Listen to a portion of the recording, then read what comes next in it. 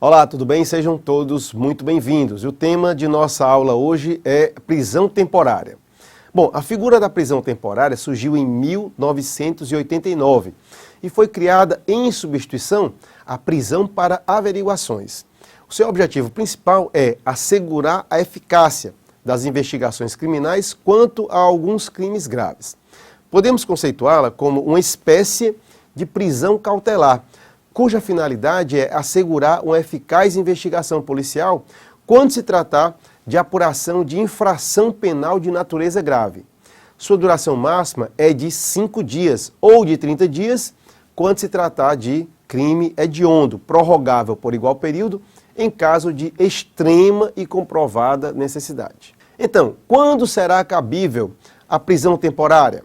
A doutrina considera que caberá prisão temporária quando imprescindível para as ações investigatórias, quando o indiciado não tiver residência fixa ou não fornecer elementos necessários ao esclarecimento de sua identidade. Atenção, as ações investigatórias incluem, além do inquérito policial, as atividades de comissão parlamentar de inquérito, o procedimento investigatório criminal presidido pelo órgão do Ministério Público e outras.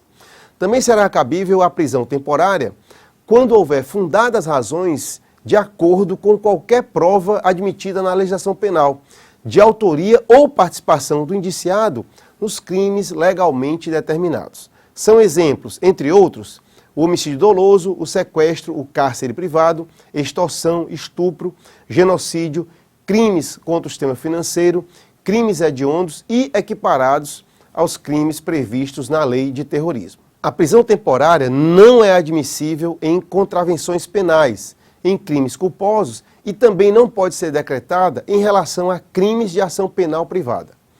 A prisão temporária será decretada pelo juiz durante a fase pré-processual por decisão fundamentada, ainda que, sucintamente, em face da representação da autoridade policial ou a requerimento do MP. Quais seriam, então, os requisitos para a decretação da prisão temporária? Conforme doutrina majoritária, são requisitos cumulativos, o fumo comissi delicti e o periculum libertate. O fumo comissi delicti é a comprovação da existência de um crime e indícios suficientes de autoria. E o periculum libertate é o decorrente do risco para a ordem pública, para a ordem econômica, para a aplicação da lei penal ou para a conveniência da instrução criminal.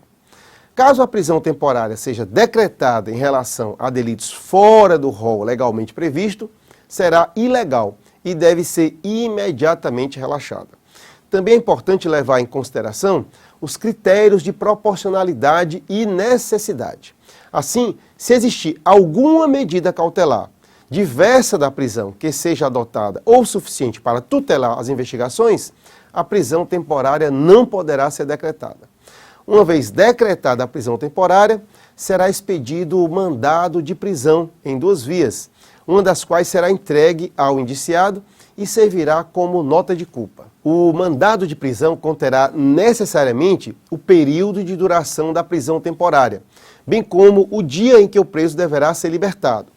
Vale destacar que a prisão somente poderá ser executada depois da expedição de mandado judicial. Fique atento. Os presos temporários deverão permanecer obrigatoriamente separados dos demais detentos, o que abrange os primários e aqueles que estiverem em prisão preventiva. Terminado o prazo estabelecido para a prisão temporária, a regra geral é a libertação do indiciado, sendo dispensável a ordem judicial.